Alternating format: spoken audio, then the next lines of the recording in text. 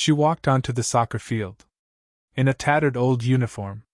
Cleats splitting at the seams. They mistook her for a vagrant. Players mocked her, coaches sneered, even the ball boy laughed.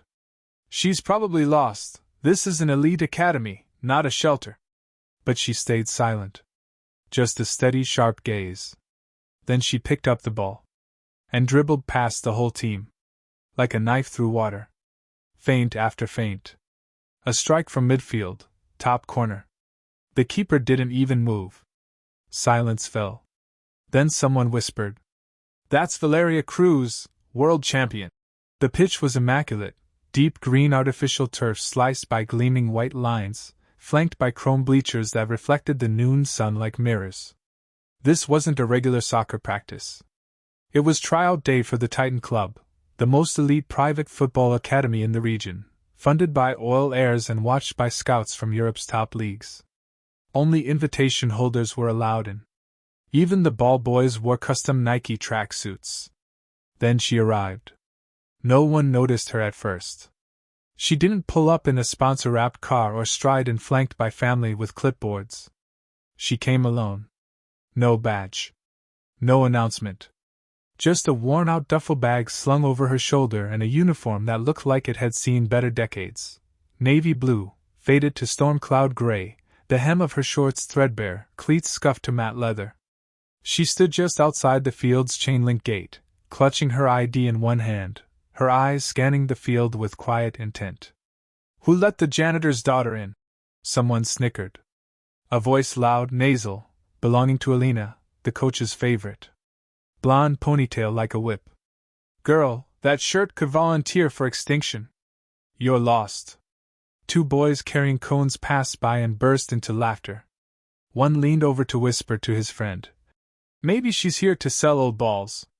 Even the man wheeling the ball cart, a lanky intern with a university logo stitched to his sleeve, gave her a once-over and muttered, "Wrong door, Grandma." Still, she said nothing. Just waited. Coach Reynard spotted her next. He was tall, ex-military posture, skin the color of rich soil and a whistle always clenched between his teeth. He walked over, frowning. "You're not on the list." "I was invited," she said quietly, handing him her paper. He didn't even look at it. "You got the wrong address, sweetheart. This isn't a charity clinic." His voice carried. Several players had stopped stretching. One of the keepers, broad-shouldered, tattooed calves, grinned and called out, "Hey coach, I think she's here to clean the locker rooms." Someone fake clutched their heart and added, "I didn't know Goodwill sponsored athletes now." The crowd of teens and 20-somethings howled. She stood, quiet as snowfall. Not a flinch. Not even a blink. Her eyes were steady. Her fingers firm around her bag strap. When Coach Reynard waved a hand and turned away, dismissing her like a smudge on his clipboard, she still didn't move. A girl with a sleek bob and neon-pink cleats took a photo, whispering, "This is going viral." Caption: "Homeless girl tries out for Premier League." No one stopped her. No one spoke up. The humiliation, slow and public, clung like fog. But she stepped through the gate anyway. She didn't ask. She didn't wait for permission. She walked toward the line of players jogging their warm-up laps, her old cleats tapping awkwardly on the synthetic turf. The laughter didn't stop, it grew. Like birds in a frenzy. "Wait, is she serious?" gasped Milo, the academy star forward, faux hawks slicked back with gel and ego. "What, did she think this was community league?" Coach Reynard barked. "Off the field now." But she didn't stop. She walked straight to the sideline where the spare balls were stacked and picked one up. It was the official match ball, stiff, perfect, not a scuff on it. She tested the weight in her palm, turned toward the field, and flicked it into the air with her knee. The motion was fast. Surgical. 1 bounce. 2. Then her body moved. Before anyone could stop her, she was sprinting, ball glued to her laces, head low, form coiled with precision. The first player, a smug midfielder named Theo, stepped forward with a mocking swagger, ready to steal the ball. She tapped the ball left, right, then disappeared, around him. He turned in a circle, lost. "What the hell?" he muttered. Another came, Layla, fast, strong, fearless. She lunged. The ball rolled between her feet as if pulled by string. She gasped, stumbling. The girl was already gone. Someone shouted, "Mark her! Stop her!" Too late. One by one, the team turned into cones. She didn't just pass them, she danced through them. Each feint more audacious than the last. A rainbow flick, a Marseille roulette, a double scissor that left two defenders on their heels. It wasn't brute speed. It was geometry, instinct, poetry. Gasps rose now, not laughter. Even Coach Reynard stepped forward, arms dropping from his chest. The ball boy's jaw hung open. At midfield, the keeper realized what was happening. He backpedaled furiously. She didn't pause. One last flick. One pivot. Her boot struck the ball with perfect whip. It soared, a blistering curve over the keeper's gloves, slicing the sky, and buried itself in the top corner of the net. Silence. Then, "Holy sh*t," someone whispered. Her chest rose and fell once. Twice. She didn't gloat. Didn't smile. She just turned around, picked up her duffel, and started walking back to the bench. That's when the whispers began. "Wait, that move, I've seen that." "No way." "That turn, she used that in the Women's World Final." Someone finally pulled out their phone, typing furiously. A beat. Then a screen lit up with a video. Same feint. Same face. Different uniform. "Holy sh*t," Milo said again, louder this time. "That's her. That's Valeria Cruz. She's the one who won it for Spain last year."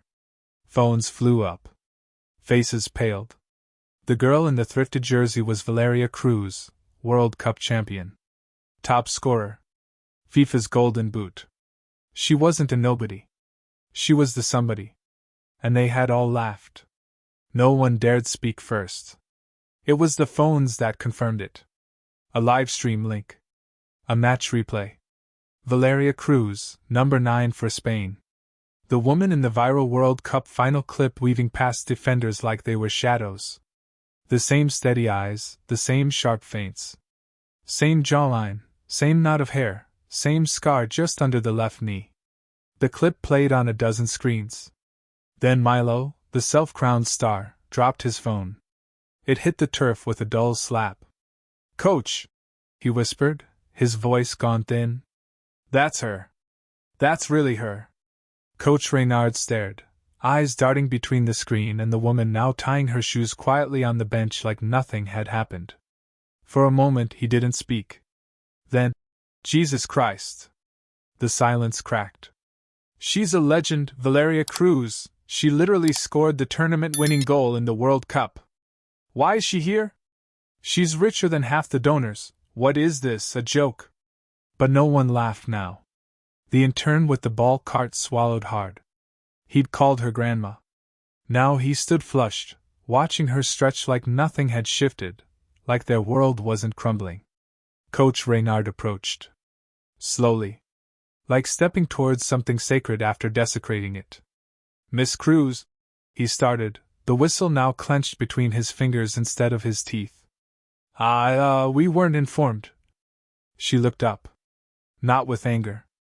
Not with a smile. Just with clarity. "I didn't come here as a star," she said quietly. "I came as a player." Her voice was smooth, measured. As if she was still deciding if they were worth her full truth. "I was curious. About how you train. Who you accept. What kind of culture you foster." Coach Reynard nodded stiffly, sweat beading at his temples. We had no idea. Had we known. But you didn't ask," she interrupted. "Not once." She stood, slinging the duffel back over her shoulder. "I was humiliated, mocked, told to leave. Even by your equipment staff." She turned toward the group.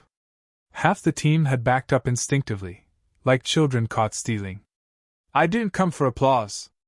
I came to see who you were when you thought no one was watching." She paused, scanning each stunned face. Now I know. And she started walking. Valeria's cleats echoed against the pavement as she walked off the pitch, each step a silent indictment. Behind her, no one moved. Coach Reynard's clipboard slipped from his hands. "Wait, please," he called out, his voice stripped of command. "Miss Cruz, Valeria, if we had known." She turned once, slowly. Not with fury, but something worse, disappointment. "Would you have treated me differently?" she asked. No answer came. Just silence, shamed, loaded. A sound cracked the silence.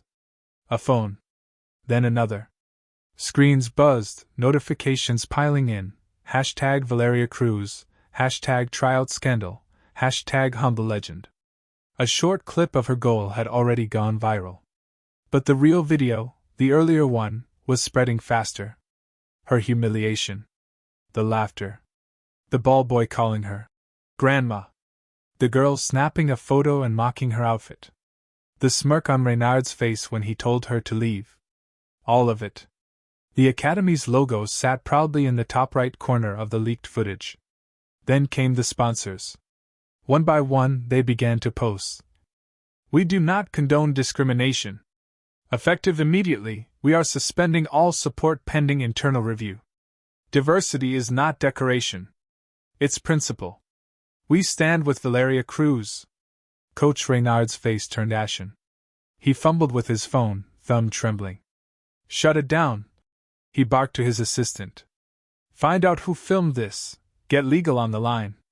Too late. Valeria had stopped at the gate now.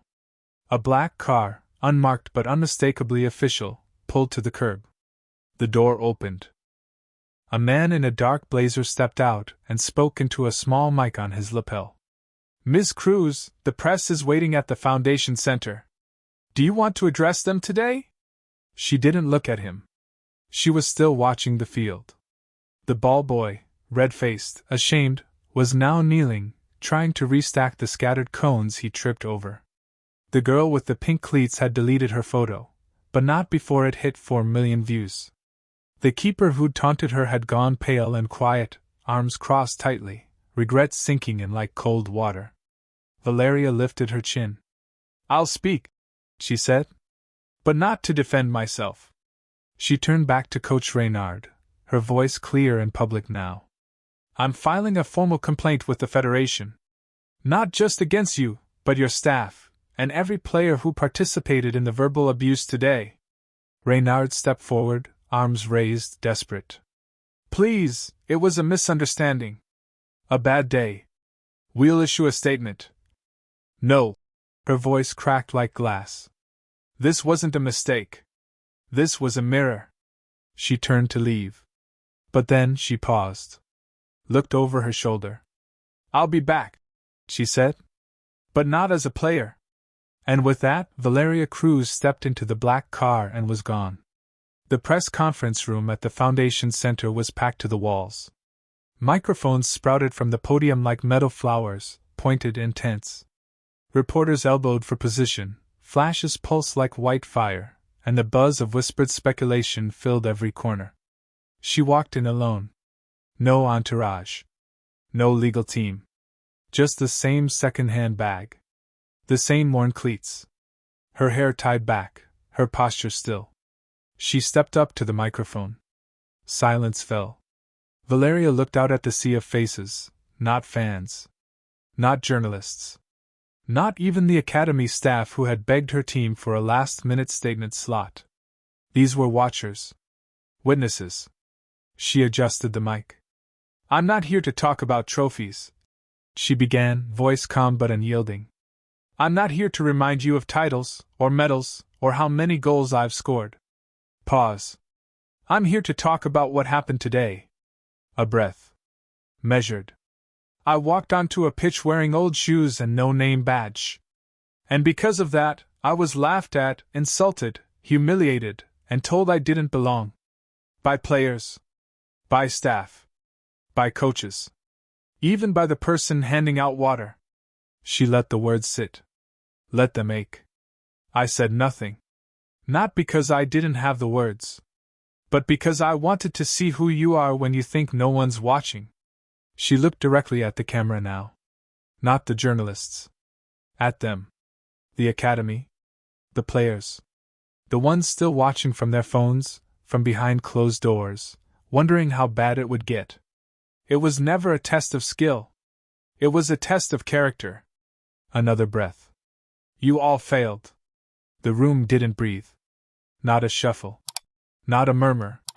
She continued softer now. I didn't come to embarrass anyone. I came to play football. But if my presence, in second-hand gear and quiet shoes, threatened you, if you saw someone who looked different and that made you cruel, then this sport isn't broken. You are. Pause. And then. And I'm not walking away. The crowd blinked. One of the journalists finally raised a hand. Miss Cruz, what happens now? Are you returning to the national team? She gave a slight smile. No. Another asked. Will you be suing? Her answer. No. Justice doesn't always come in courtrooms. A final question, hesitant. Then what will you do? She stepped back from the mic. Then leaned forward steady. I'm taking over the Titan Academy, she said. Gasps. Murmurs. As of this morning, I've acquired a majority stake through my foundation. Effective immediately, Coach Reynard and all complicit staff have been dismissed. Their names are already being removed from official rosters. She looked straight into the camera again. And to those who laughed, who mocked, who stood silent, you are no longer welcome. A beat. But to the quiet ones, the few who said nothing cruel, who simply watched, or looked away because they didn't know what to do, you still have a place. And you won't be playing alone. She stepped back. Because I'm building something new. And with that, she walked away, not needing applause, not waiting for permission. Behind her, the world roared. The next morning, the academy gates stayed closed. A handwritten sign hung from the chain-link fence. Practice cancelled until further notice. Underneath, someone had scrawled in marker, she owns this place now. Inside, the quiet was unsettling. No shouting coaches, no sprinting cleats, no whistles. Just the echo of old habits now broken. Coach Reynard was gone. So was the assistant who smirked. The ball boy had been dismissed too, though in his inbox sat a letter from Valeria herself. What you said was cruel.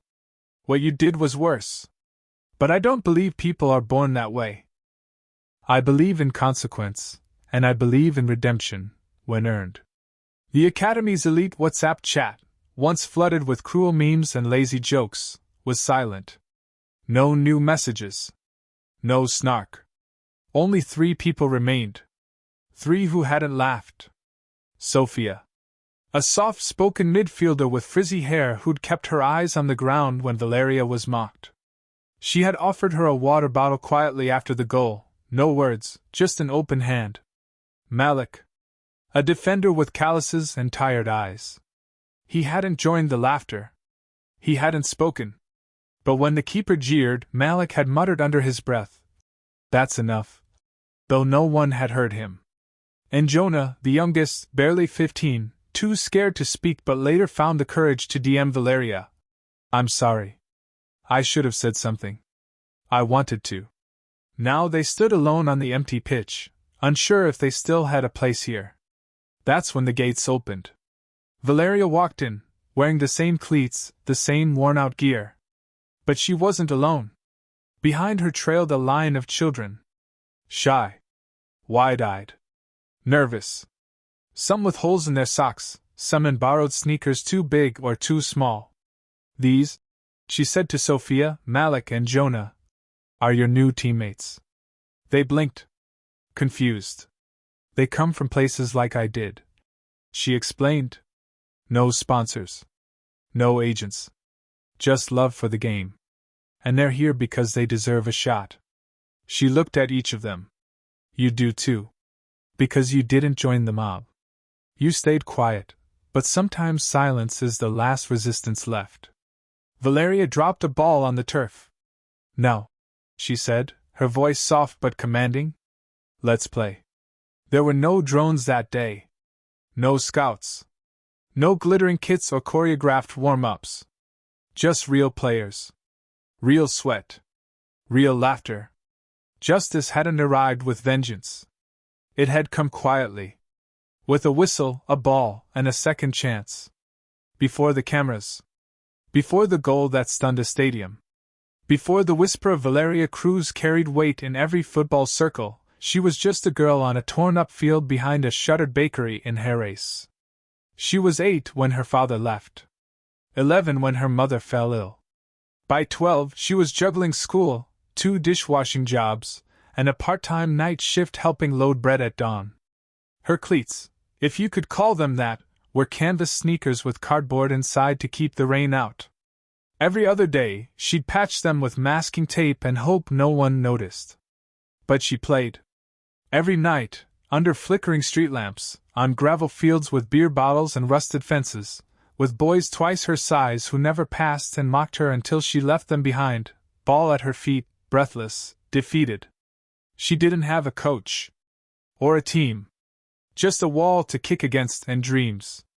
By 15, she'd memorized every move she could find on YouTube.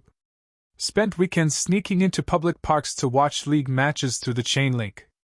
And when she was caught, she offered to sweep the benches or collect garbage for a chance to stay. It wasn't talent that kept her going. It was obsession. A love so thick it crowded out hunger. So sharp it silenced humiliation. She was 17 when she played her first official match, for a third-tier amateur team who had no bench and needed a warm body. They gave her a shirt 3 sizes too big and told her to stay out of the way. She scored 4 goals in that game. Then a scout noticed. Then a camp. Then the National League. But even when the world clapped, Valeria never forgot. She remembered how it felt to walk onto a field and be seen as less. As a nuisance. As a joke. That's why the humiliation at Titan had cut deep, not because it questioned her skill, but because it reminded her how many doors had slammed before. Because if it could still happen to her, it was still happening to others. That's why she came back. Not to prove anything, but to make sure no one else had to walk through a gate and wonder if they were enough. The Titan Academy sign was taken down quietly, before dawn. No press release. No ceremony. Just a maintenance worker unscrewing the metal letters, one by one, as sunlight crept over the pitch. In its place, a new plaque was hung. Simpler. Wooden. Branded with a single, carved emblem. The Cruz School of Football. For those who were told they didn't belong. The field stayed the same. The turf, the lines, the echo.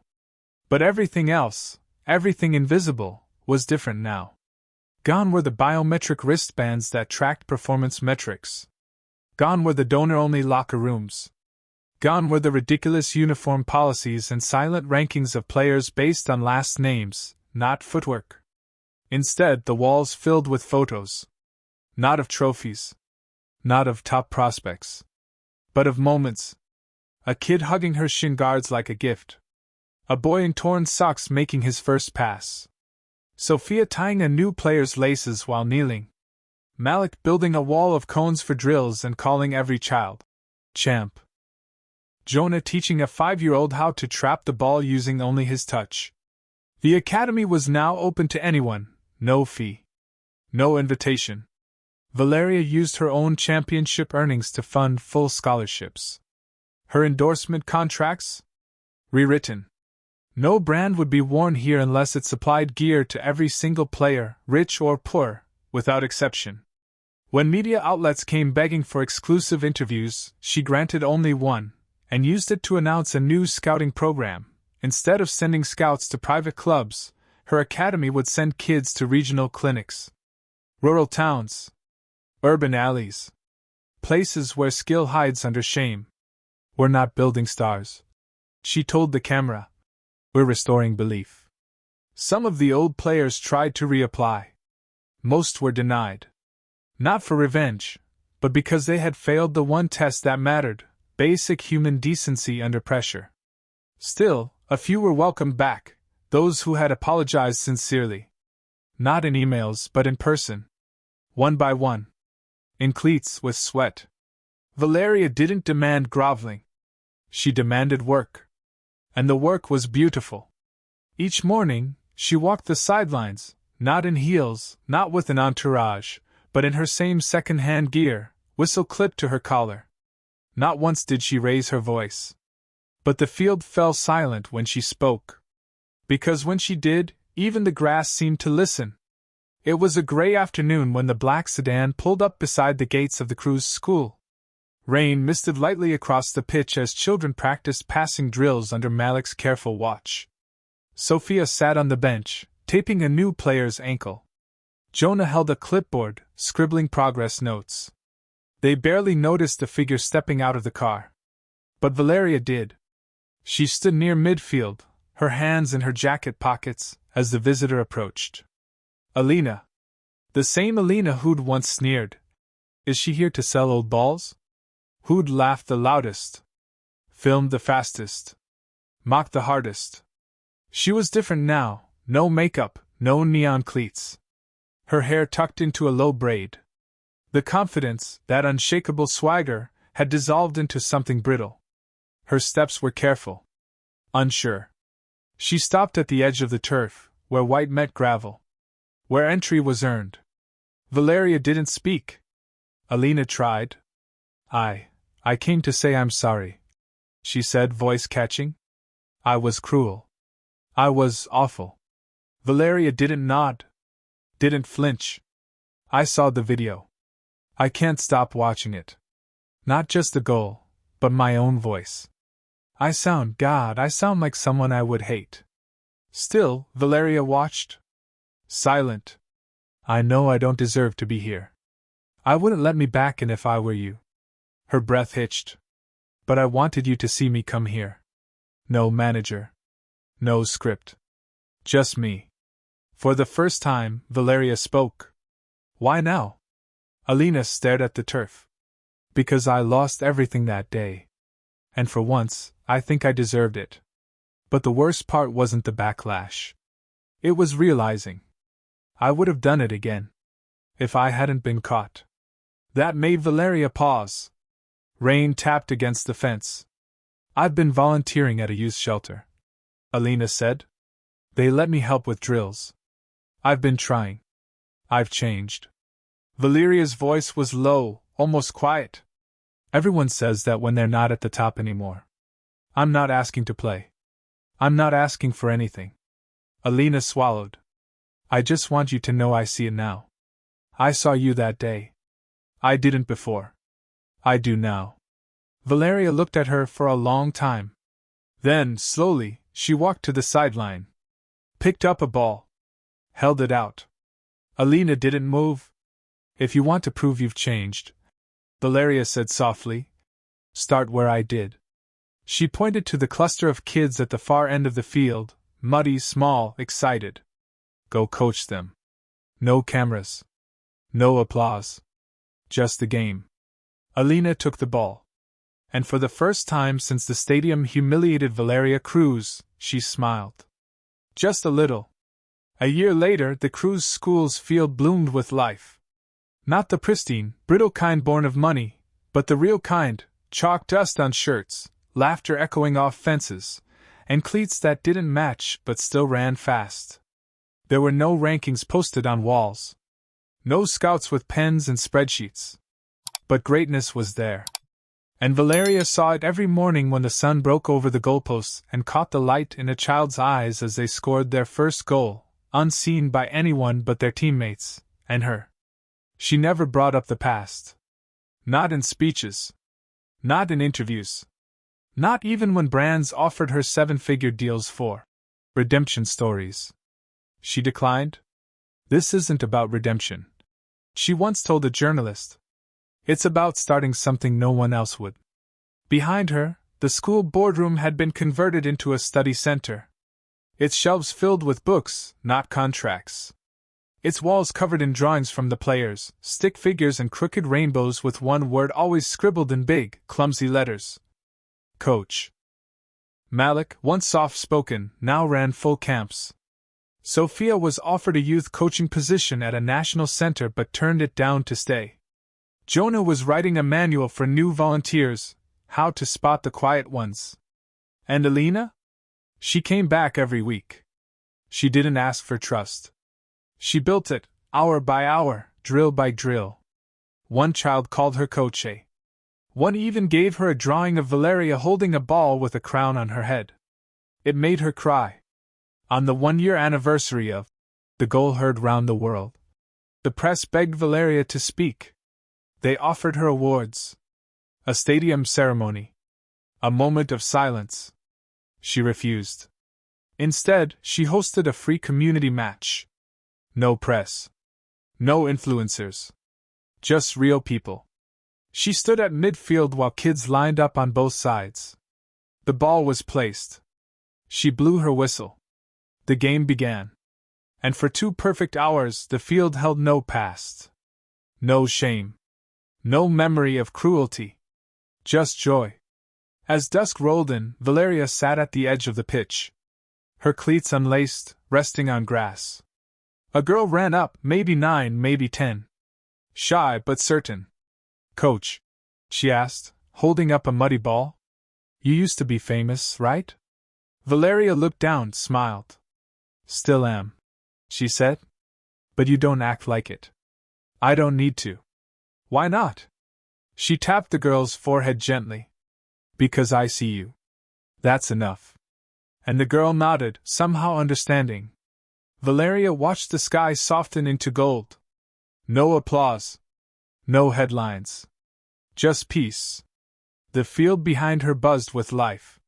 The kind that would never mock another for how they walked in, or what they wore, or whether their shoes matched. Because this time, they all knew. The real champions don't need to be announced. They walk in quietly. And leave the world forever changed.